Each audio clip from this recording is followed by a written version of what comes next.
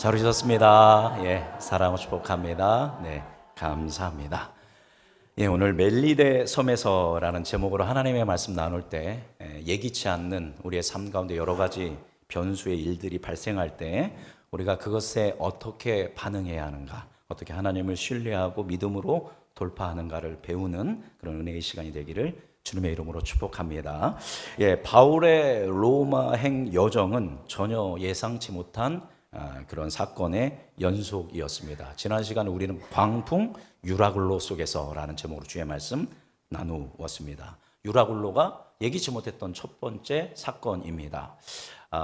이 바울의 이 팀은 이제 이 바울을 호송하는 이 로마의 이 팀은 유라굴로를 만날 거라고 전혀 예상하지 못했죠. 그러나 이 유라굴로 폭풍을 만나게 되었고 폭풍에 밀려 14일 동안 표류하게 됩니다. 그렇게 14일 동안 표류하다가 한 곳에 이르게 됩니다. 그래서 다 죽을 뻔했는데 총 276명이 살아났죠. 사실 말씀 우리 지난 시간에 나눈 것처럼 누구 때문에 살아난 거예요?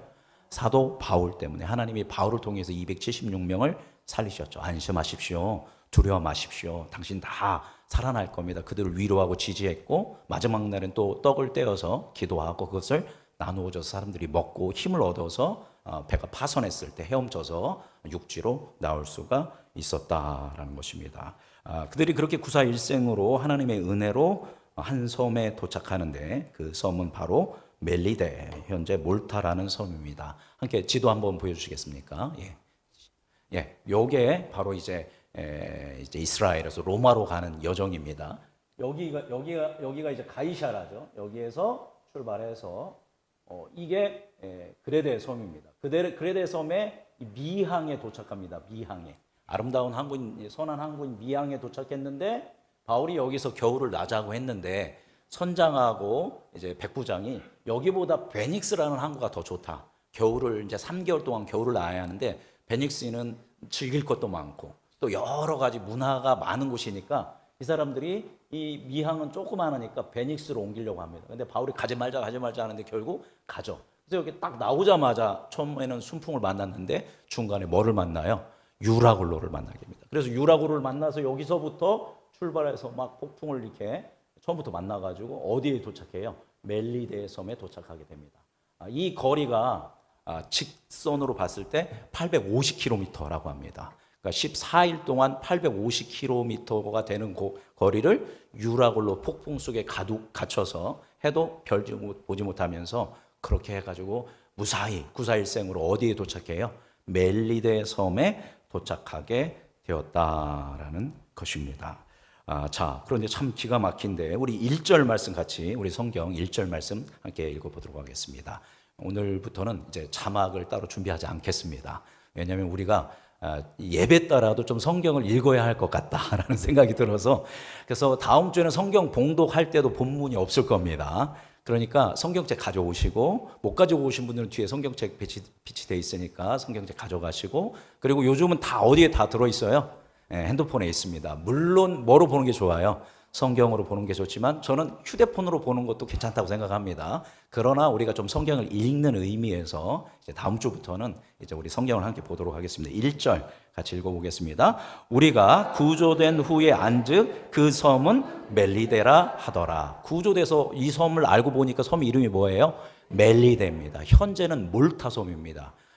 로마의 이탈리아의 시칠리아 섬 밑에 있는 작은 몰타 섬이라는 그 공화국인데 우리나라 강화도만 하다고 합니다. 지금 몰타 섬 현대 인구가 58만이니까 이때는 뭐 훨씬 적었겠죠. 조그만 섬입니다. 멜리데에 도착하게 되는데 참 이름이 기가 막힙니다. 멜리데. 원어로는 멜리데인데 우리 뜻으로는 잘 모르겠죠. 우리 뜻으로 번역하면 우리말로 번역하면 피난처, 안식처라는 뜻을 가지고 있습니다. 그러니까 14일 동안 표류하다가 정말 구사일생으로 한 섬에 도착했는데 그 섬 이름이 뭐예요? 피난처, 안식처라는 섬으로 도착합니다. 누가 글로 인도하신 거예요? 하나님이 인도하셨는 줄 믿습니다. 근데 정말 그 섬이 이들에게 피난처와 안식처가 되었을까요? 2절을 읽어보겠습니다. 2절 비가 오고 날이 참해 원주민들이 우리에게 특별한 동정을 하여 불을 피워 우리를 다 영접하더라. 여기 보니까 원주민들, 이게 원어로는 바르바로스인데 바바리안이라고 하죠. 말하자면 야만인을 얘기하는 겁니다.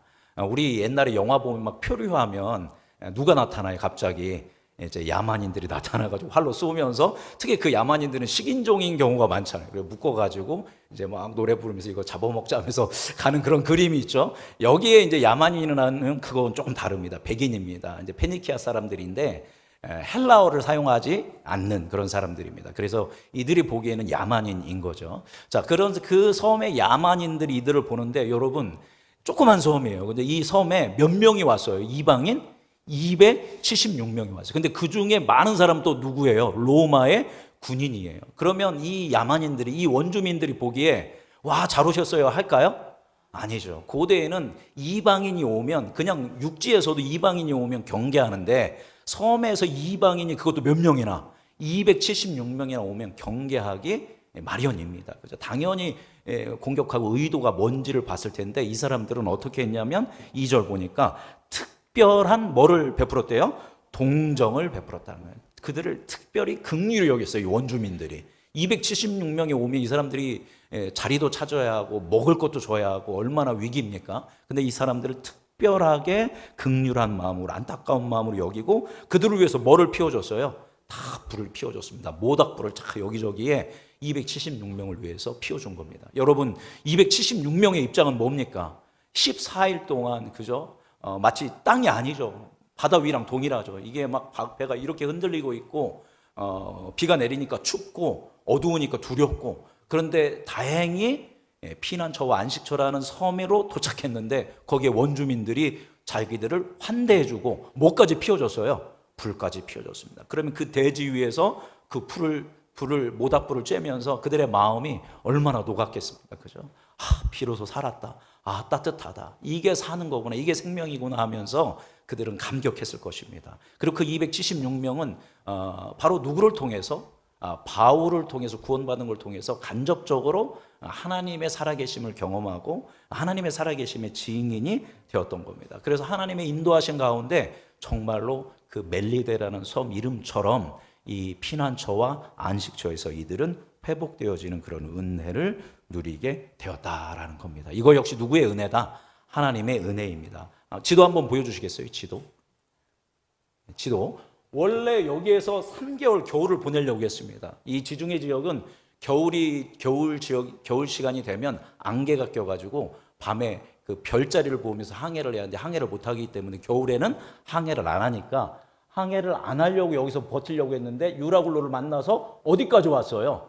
바로 이탈리아 로마 바로 밑에까지, 멜리데까지 이렇게 왔던 겁니다. 이것도 하나님의 은혜인 것이죠. 예, 됐습니다. 이렇게 하나님의 은총 가운데 안식의 섬, 평안의 섬, 그러한 피난처와 같은 곳에서 이들이 회복을 누리고 있었습니다. 그런데 또 여기서 예기치 못한 유라굴로와 같은 또 상황이 발생합니다. 바울이 이제 추우니까 이제 나무 그 한 묶음을 이제 불에 던집니다.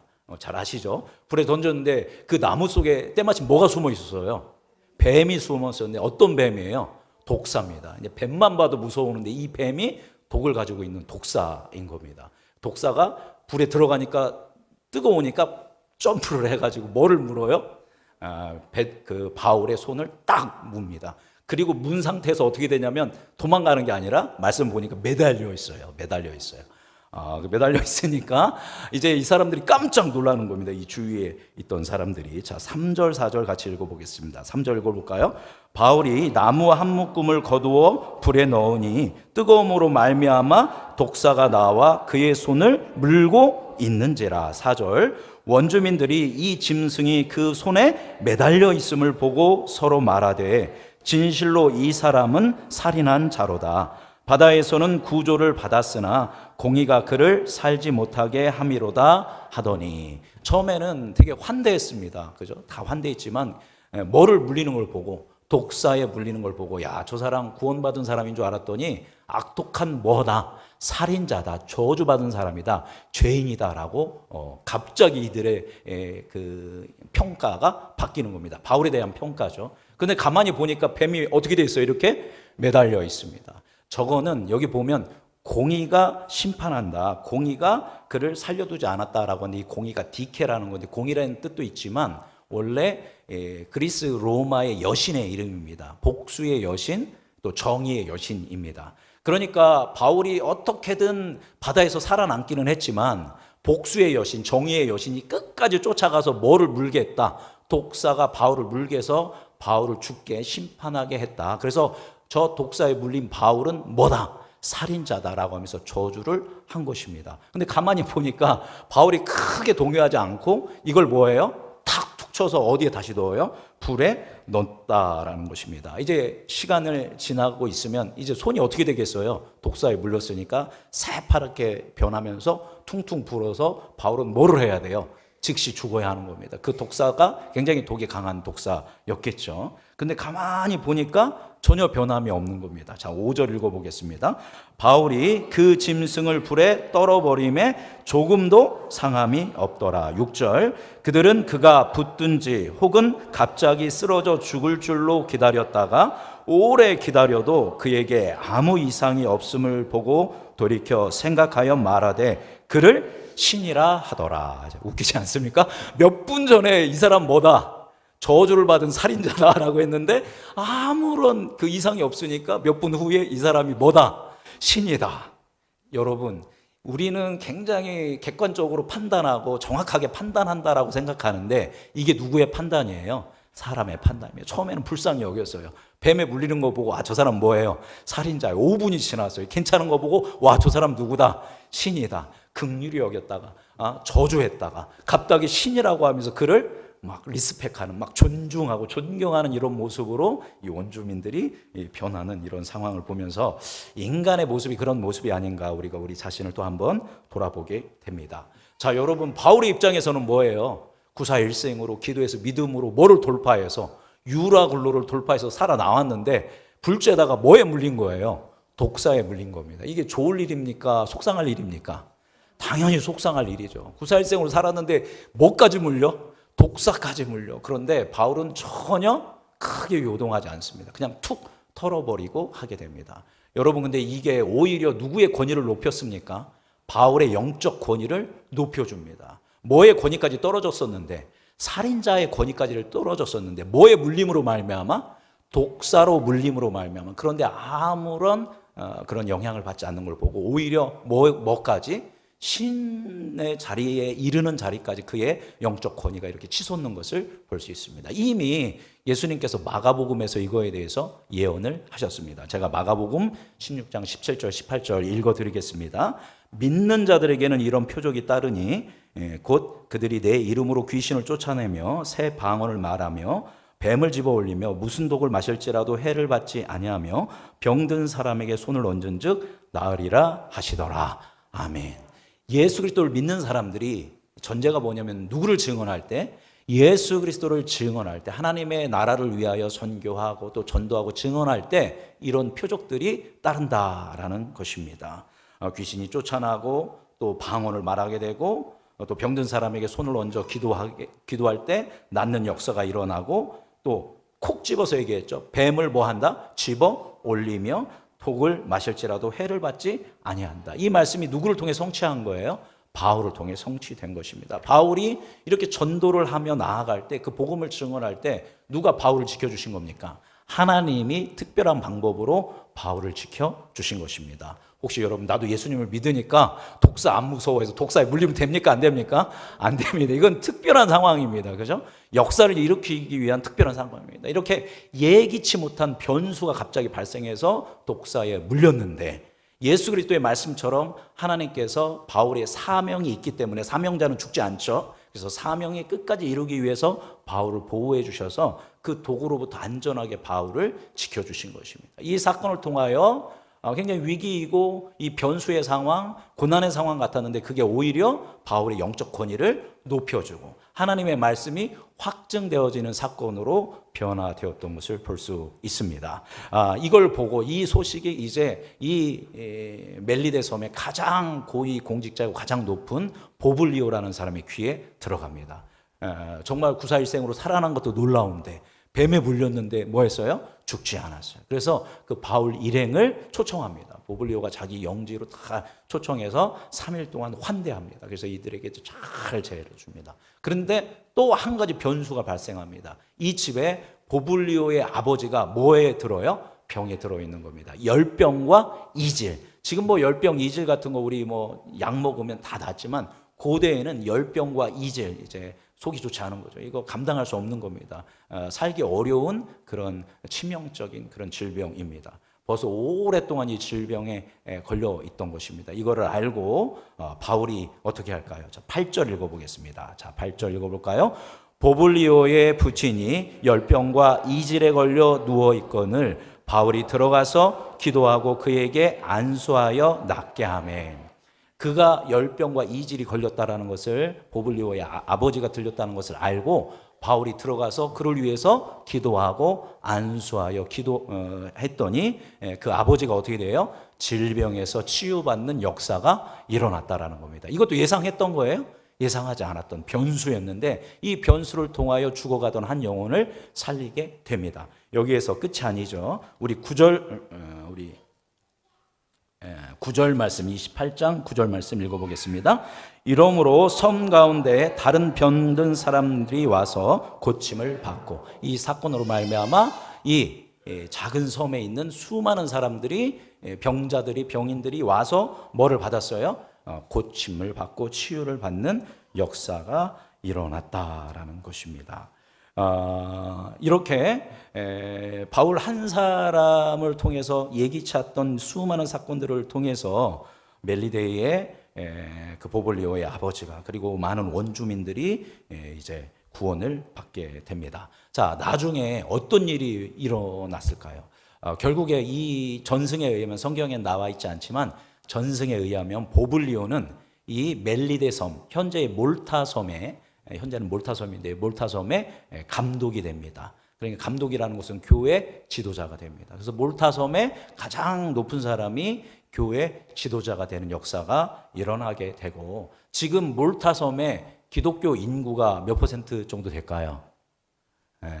100%가면 이제 공산당이고, 그죠? 98%입니다. 거의 100%에 가까운 98%가 기독교인입니다. 그리스도인입니다. 예수를 그리스도로 고백하는 겁니다. 물론 개신교는 아니고 그 지역 자체가 구교 카톨릭이기 때문에 카톨릭입니다. 카톨릭이지만 여러분 알듯이 카톨릭 천주교도 예수님을 구원자로 믿는 종교입니다. 그래서 예수 그리스도를 98%가 자신의 구원자로 믿고 있는 섬이 바로 이 몰타 섬입니다. 그리고 헌법에 몰타 공화국은 기독교 국가다라고 그렇게 기록되어 있습니다. 현재 그 무슬림 국가 말고는 요즘 공화정 민주국가에서는 우리나라의 국교를 지정하는 나라들은 그렇게 많지 않은데, 몰타 공화국은 우리 국교는 기독교다라고 그렇게 헌법에 명시되어 있습니다. 지금도 매년 2월 10일이 되면 바울 난파 축제를 엽니다. 그래서 2월 10일이, 그들이 전승에 의하면 2월 10일에 바울이 이 몰타섬 멜리데 섬에 들어왔다라고 그들은 여깁니다. 그래서 바울을 통하여서 이 우리 섬이 복음화되었다, 이거에 대해서 믿음의 자부심을 가지고 2월 10일이 되면 그 대축제를 여전히 열고 있다라는 것입니다. 오늘 말씀을 보면 그리고 그 2월 10일은 몰타 공화국의 국경일, 그리고 공휴일이라고 합니다. 전혀 예상치 못했던 변수들이 퍼즐처럼 맞추어져서 몰타 섬의 원주민들에게 치유의 역사가 일어났고, 그리고 복음이 전해졌고, 이 땅이 믿음의 나라로 그렇게 지금 세워진 것을 볼 수 있습니다. 오늘 말씀을 쭉 보면 다 이 바울의 팀이, 바울이 계획 짜고 이렇게 가야지 이렇게 가지 예상대로 된 게 전혀 없습니다. 다 변수였습니다. 예상치 못하게 뭐를 만났고, 유라굴로를 만났고, 예상치 못하게 몰타 섬에, 멜리데 섬에 들어왔고, 예상치 못하게 바울이 뭐에 물렸고, 독사에 물렸고, 예상치 못하게 병든 사람을 만났고, 그래서 그 사람을 치유해줬고, 그래서 이들이 그 상황 가운데 거의 로마까지 접근하게 되고, 거기에서 그들이 안식과 평안함을 누리게 됐고, 거기에서 뱀에 물리는 사건을 통해서 많은 사람들을 치유하고 복음으로 전하는 이런 역사들이 일어났다라는 것입니다. 만일 이 팀이 유라굴로를 만나지 않았다면 어디까지 못 왔을까요? 아직 로마 근처까지 못 왔을 것입니다. 그리고 유라굴로를 만나지 못했다면 어떤 섬에 안 왔어요? 이 멜리데의 섬, 몰타 섬에 오지 않았을 겁니다. 유라굴로를 만났으니까 이 메리데에 온 거고, 멜리데에 온 것이고, 거기서 또 뭐에 물렸어요? 독사에 물렸으니까 누구를 만난 겁니까? 보블리오를 만나게 된 거고, 보블리오에 가보니 거기에 누구를 만나요? 병든 아버지를, 보블리오의 아버지를 만나서 그 사람을 뭐 했어요? 치유해 줬습니다. 독사에 물리지 않았으면 거기까지 오지 않았고, 그를 치유함으로 말미암아 이 몰타섬, 이 멜리데 섬에 있는 많은 사람들을 구원하게 했고, 지금이 이제 그 나라가 뭐의 나라가 되는, 기독교 국가가 되는 이런 역사들이 일어났다라는 것입니다. 하나님은 이렇게 예기치 않는 모든 사건들을 통해서 바울 일행을 보호해 주셨고 돌봐주셨고, 나아가 멜리데 현 몰타섬의 사람들을 치유하시고 구원하여 주셨다라는 것입니다. 이것이 놀라운 하나님의 계획이고 하나님이 포주를 마치시는 하나님의 섭리인 줄 믿습니다. 어느 나라도 비슷하냐면 우리나라도 비슷합니다.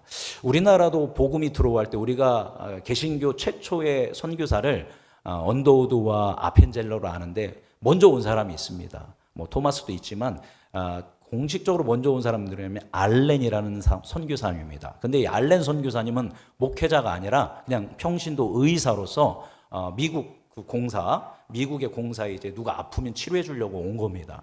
그런데 1884년에 우리나라에 갑심정변의 사건이 발생합니다. 그때 갑심정변 때 개화파의 공격을 받은 민혁익이라는 관료가 크게 부상을 당하고 이제 죽음의 사지에 이르게 됩니다. 그런데 이제 한 방으로 안 되니까 당시 이제 양의였던 누구를 통해서, 이 알렌 선교사님을 통해서 이 민영환 이분이 이제 치료를 받게 됩니다. 그래서 왕실이 이제 이 미국에 대해서, 이 알렌에 대해서 굉장히 긍정적인 마음을 이 민영환이 치유되는 것을 통해서 받게 되고, 그래서 우리나라의 최초의 서양식 병원인 광해원과 제중원이 설립됩니다. 여러분 드라마로 이런 것도 나왔었죠, 그죠? 드라마로 보면 그냥 서양 의료인들이 오고 거기서 이제 서양 의사가 나오는 것처럼 보이지만 사실 거기가 뭐였냐면 선교의 거점이었습니다. 이 광해원과 제중원이 선교의 거점이 돼서, 그러니까 많은 이 조선의 사람들을 고쳐주는 병원이 된 거죠. 마치 누가 바울이 멜리데 섬의 사람들을 고치듯 그렇게 고쳐줬던 겁니다. 그게 1884년이고 1885년에 언더우드와 아펜젤러라고 하는 공식 선교사님이 옵니다. 이분들은 두 분 다 목회자이면서 의사이고 교육가였습니다.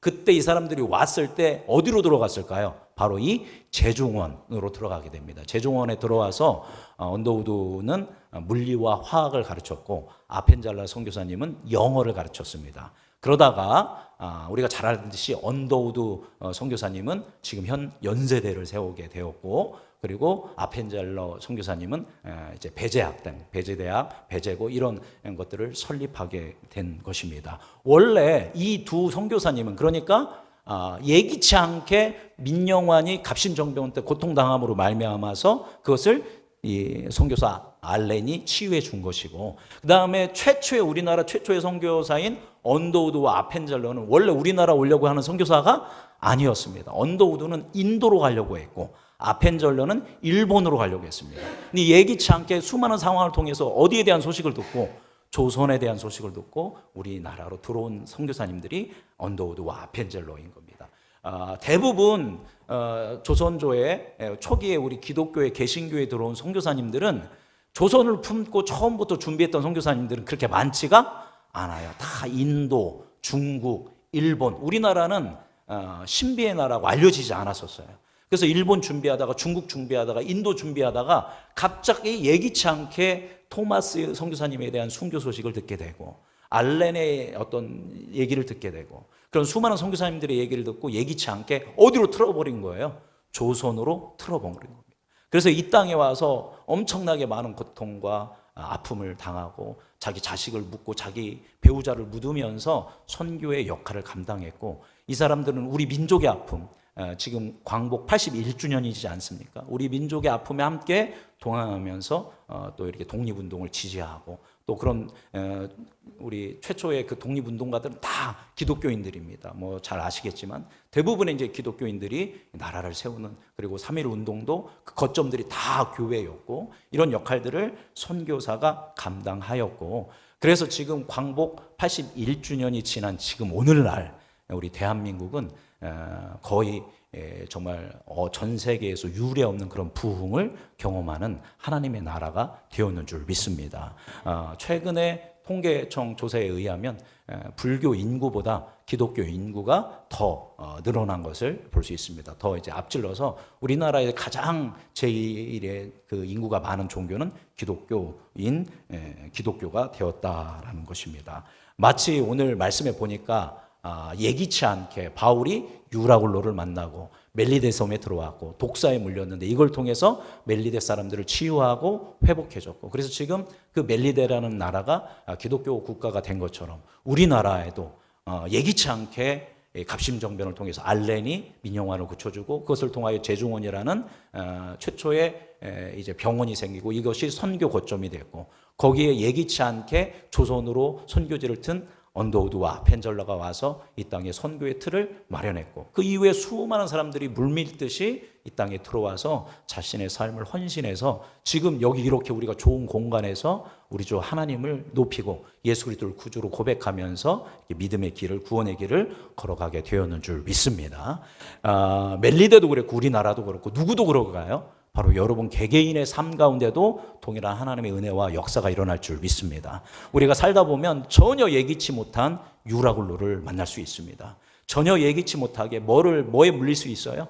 독사에도 물릴 수도 있습니다. 전혀 예기치 않게 나의 가장 가까운 사람이 죽을 병에 걸려서 고통당하는 그런 상황이 놓일 때가 있을 수 있다는 겁니다. 놀라운 것은 하나님은 그런 내가 계획하지 않은 수많은 변수들이 생기는데 그 변수들 속에 섭리하시고 인도하여 주셔서 한 영혼을 구원하시고 우리를 하나님의 사람으로 사용하시는 것이 하나님의 역사인 줄 믿습니다. 좋은 변수들도 많습니다. 좋은 예기치 못했던 좋은 사건들도 많지만 그것만이 아니라 부정적으로 볼 수 있는, 마치 바울이 살인자다라는 평가를 받았던 것처럼, 그냥 뭐 아무것도 아닌 사람이라는 평가를 받았던 것처럼 위기의 수많은 상황에 놓인다 할지라도 분명하게 하나님은, 선하신 하나님은, 신실하신 하나님은, 여러분을 사랑하시는 하나님은 여러분의 길을 영광의 길로 분명하게 인도하여 줄 믿습니다. 우리가 할 건 뭡니까? 바울처럼 일상 속에서 하나님을 믿고 신뢰하며 하나님을 사랑하고 이웃을 사랑하며 참된 그리스도인답게 살기 위해 애쓰고 기도하며 믿음으로 나아갈 때